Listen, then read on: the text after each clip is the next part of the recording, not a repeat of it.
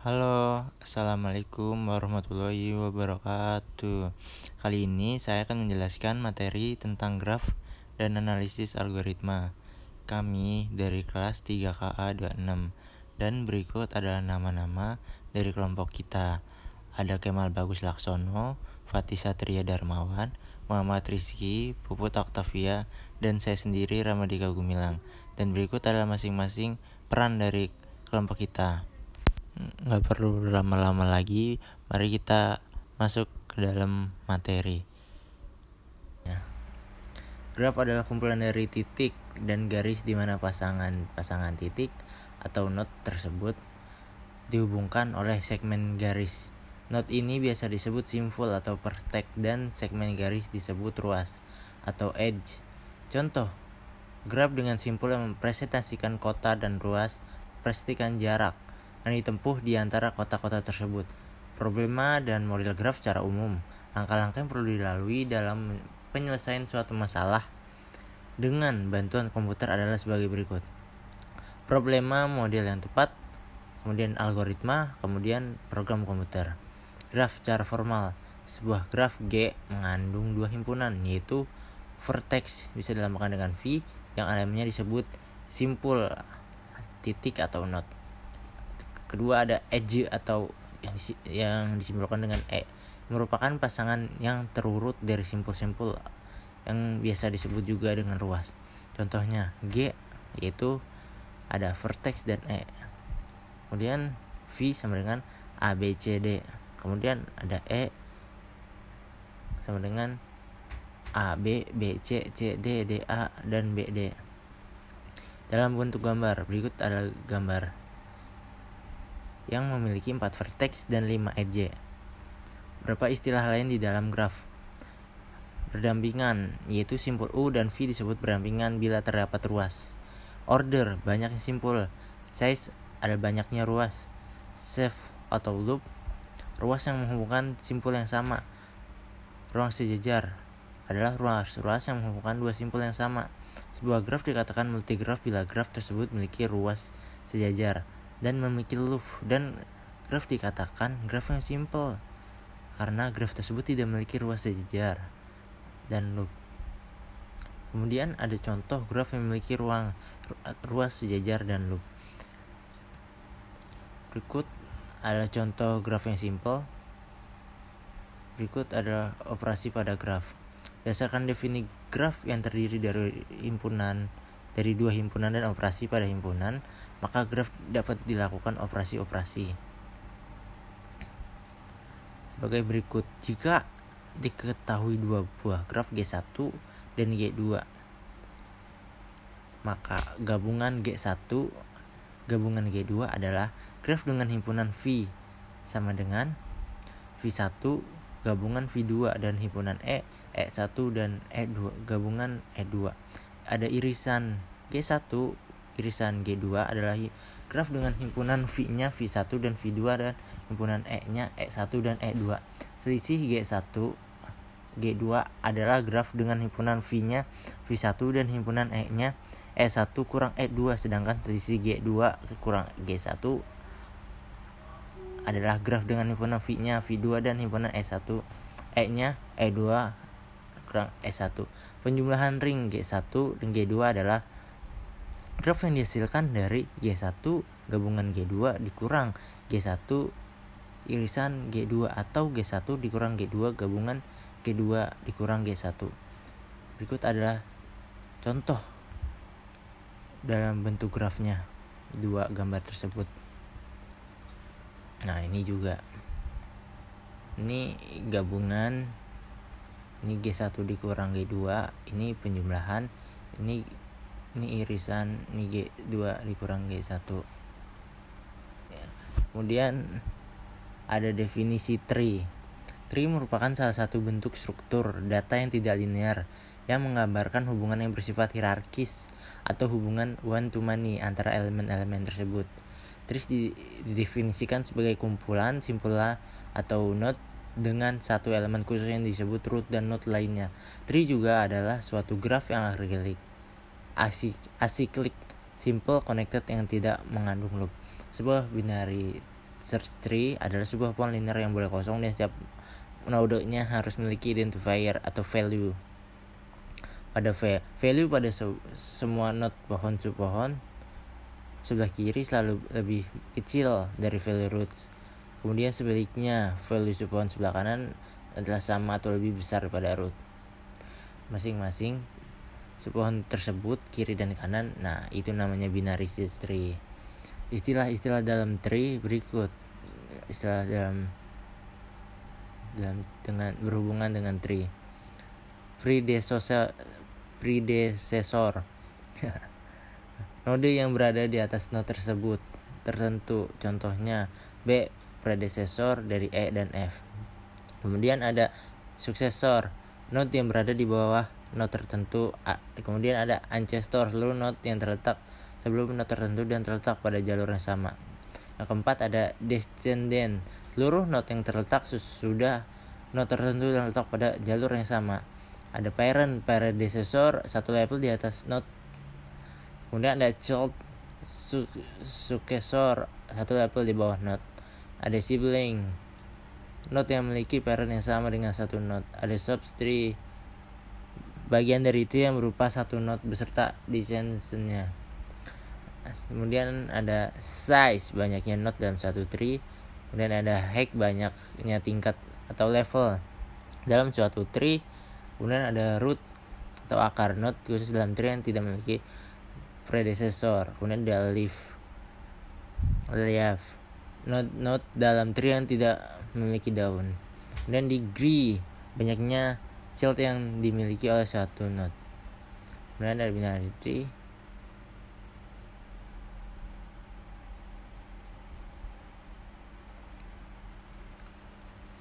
Binary tree merupakan salah satu struktur data tidak linear yang menggambarkan hubungan yang bersifat hierarkis. Kemudian suatu binary tree adalah suatu tree dengan syarat bahwa tiap node simpul hanya boleh memiliki maksimal 2 subtree dan kedua subtree tersebut harus terpisah. Binary tree merupakan himpunan vertex yang terdiri dari 2 subtree, yaitu subtree kiri dan subtree kanan.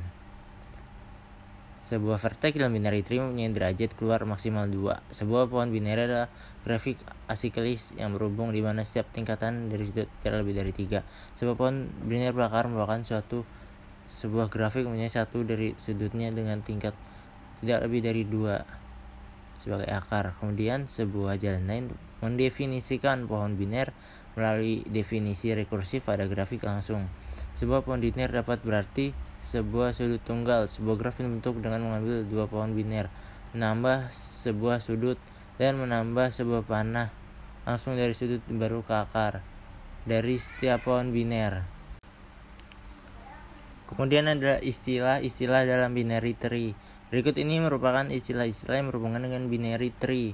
Ada full binary tree, yaitu semua simpul memiliki 2 anak dan tiap cabang memiliki panjang ruas yang sama. Complete binary tree hampir sama dengan full binary tree, semua simpul memiliki 2 anak tetapi memiliki panjang ruas berbeda.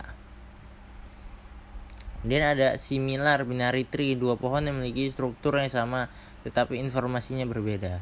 Kemudian ada equivalent binary tree, 2 pohon yang memiliki struktur informasi yang sama. Keyword tree, 2 pohon yang semua simpulnya mempunyai 1 anak atau turunan kecuali daun. Kemudian ada graf tak berarah atau undirected graph. Graf yang sisinya tidak mempunyai orientasi arah disebut graf tak berarah. Pada graf tak berarah, urutan pasangan simpul yang dihubungkan oleh sisi tidak diperhatikan. Graf di bawah merupakan salah satu contoh graf tak berarah di mana sisi-sisi yang menghubungkan antar simpul dalam graf tersebut tidak memiliki orientasi arah. Sesuai apa yang telah disebutkan di atas, urutan pasangan simpul yang tidak diperhatikan dalam contoh ini adalah Anchorage Corvallis sama dengan Corvallis Anchorage, menyatakan pasangan simpul yang sama. Secara grafik dapat dilihat tidak ada arah panah pada busur. Edge pada undigraph bisa direpresentasikan sebagai garis dengan panah 2 arah. Ini adalah contoh gambarnya. Misalnya S1 sama dengan AB, kemudian S1 bisa dikatakan graf A ke B atau graf A B ralat. Bisa dikatakan graf A ke B atau graf B ke A. Nah, graf berarah atau directed graph, graf yang di setiap sisinya memiliki orientasi arah disebut dengan graf berarah. Sisi berarah dalam graf ini bisa dapat dinamakan sebagai busur, dan lain halnya dengan graf tak berarah. Urutan pasangan simpul di sini dapat diperhatikan karena dapat menyatakan hal yang berbeda. Pada graf berarah menyatakan dua buah unsur yang berbeda. Graf di samping merupakan contoh dari graf berarah memiliki sisi dengan orientasi arah atau busur. Therefore Flagstaff dan Flagstaff differ. Pada graf dia di samping menyatakan dua busur yang berbeda sebagai mana bisa dilihat dalam gambar. Dapat dua buah busur yang menghubungkan antara kota Denver dan Flagstaff. Untuk busur Denver Flagstaff, simpul dinamakan sebagai simpul atas, inisial vertex, dan simpul flagstaff dinamakan simpul terminal. Dan misalnya juga jika S1 sama dengan A2, yang berarti hanya berlaku untuk graf A ke B saja, tidak berlaku untuk B ke A. Kemudian ada weighted graph atau graf berbobot, yaitu graf yang sisi atau busurnya memiliki nilai atau bobot. Weighted graph terdiri dari dua jenis, yaitu weighted direct graph dan weighted indirect graph. Nah, untuk weighted direct graph bobot berlaku satu arah saja, kemudian weighted indirect graph bobot berlaku dua arah. Kemudian ada metrik dan ruang vektor. Ruang vektor definisinya adalah V adalah sembarang himpunan tak kosong dari objek di mana dua operasi didefinisikan, yaitu penjumlahan dan perkalian dengan skalar. Jumlahan adalah suatu aturan menghubungkan setiap pasangan objek U dan V. Dalam V dengan suatu objek U dan V disebut dengan jumlah U dan V. Dan perkalian mendefinisikan dengan perkalian skalar, suatu aturan menghubungkan setiap skalar K dan setiap objek U dalam V dengan objek U yang disebut dengan perkalian skalar dari U dengan K ralat objek KU tadi. Dan jika aksioma berikut ini dipenuhi oleh semua objek U, V, W dan dalam V semua skalar K dan 1, maka disebut V sebagai ruang vektor dan kita disebut objek vektor dalam V sebagai vektor. Nah, itu adalah terangannya. Jika U dan V adalah objek-objek dalam V, maka U berada dalam V. Nah, itu adalah penjelasannya secara detail. Oke, next. Subruang atau subspace definisinya adalah subhimpunan W dari sebuah ruang vektor V. Dan V jika W itu sendiri adalah ruang vektor di bawah penjumlahan dan perkalian skalar yang didefinisikan pada V. Vektor bebas linier dan tak bebas linier definisinya adalah himpunan M bawah vektor mu1, mu2 sampai mu disebut tak bebas linier dan bila terdapat skalar-skalar lambda 1, lambda 2 sampai lambda M yang tidak semuanya 0 sedemikian hingga mu1, mu2 sampai mu. Sebaliknya, himpunan mu1, mu2 sampai mu disebut bebas linier jika lambda 2 mu2 tambah delta M mu M sama dengan 0 hanya dipenuhi oleh lambda 1 sama dengan lambda 2 sama dengan titik-titik sama dengan lambda M sama dengan 0. Kombinasi linear definisinya adalah suatu vektor V dikatakan kombinasi linear dari vektor-vektor mu1, mu2 sampai mu bila terdapat skalar-skalar lambda 1, lambda 2 sampai lambda M sedemikian hingga V sama dengan lambda 1 mu1 tambah lambda 2 mu2 tambah titik-titik tambah lambda M mu M. Arti kombinasi linear secara ilmu ukur. 1. Kalau V kombinasi linear dari suatu vektor mu yaitu sama dengan V sama dengan lambda mu, yang mana V adalah lipatan dari U mu dengan garis pembawaan sama atau sejajar.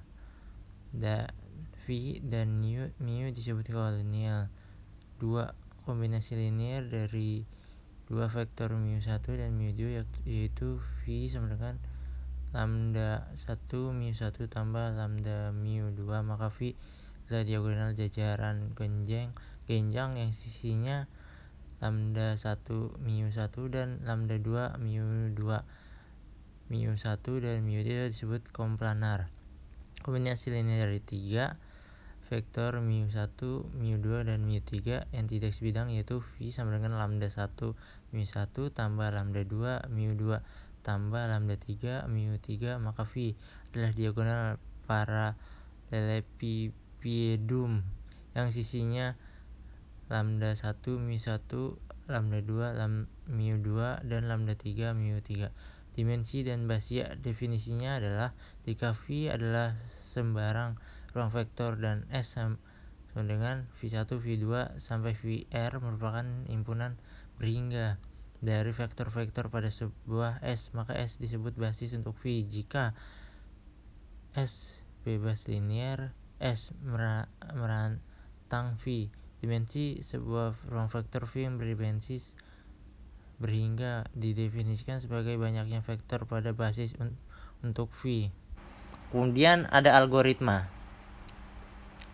Algoritma adalah urutan langkah yang tepat dan pasti dalam memecahkan suatu masalah secara logis. Cara menyelesaikan suatu masalah terdiri langkah-langkah yang terdefinisi dengan baik dan bisa dihitung atau bisa diukur setelah dapat menerima input dan menghasilkan output. Kemudian algoritma dapat dianalisis seefisien mungkin dan sekompleksitas mungkin. Kriteria algoritma yang bagus adalah sebuah algoritma dikatakan benar jika algoritma tersebut mengeluarkan output yang benar untuk semua kemungkinan input. Kemudian ada penilaian algoritma didasarkan pada waktu eksekusi dan 1. Waktu eksekusi, 2. Penggunaan memori atau sumber daya, dan kesederhanaan kejelasan algoritma tersebut. Analisis suatu algoritma. Langkah-langkah analisis algoritma adalah menentukan sifat dan jenis data input, mengidentifikasikan abstrak operation dari data input, menganalisis secara matematis untuk menentukan average case atau worst case-nya. Faktor-faktor yang menyulitkan analisis algoritma adalah implementasi instruksi oleh bahasa pemrograman yang berbeda.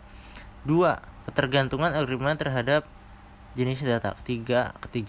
Ketidakjelasan algoritma yang diimplementasikan. Kemudian analisis algoritma tidak mudah dilakukan secara pasti, maka hanya diambil kondisi rata-rata atau average case dan kondisi terburuk atau worst case. Waktu dieksekusi dipengaruhi oleh jenis data input, jumlah data input, pemilihan instruksi bahasa pemrograman. Kemudian ada notasi BICO. Adalah fungsi yang terkait dengan kelajuan proses di mana kelajuan pertambahan data.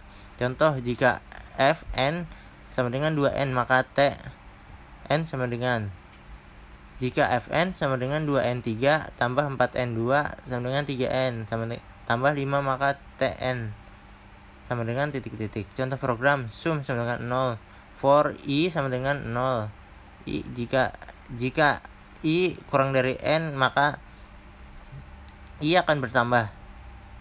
Sum sama dengan sum tambah a dalam kurung i, maka Tn sama dengan titik-titik. Selesai sudah materi yang kami jelaskan tadi, yaitu tentang graf dan analisis algoritma. Akhir kata, apabila ada kesalahan dalam penjelasan maupun kata-kata yang salah, mohon dimaafkan.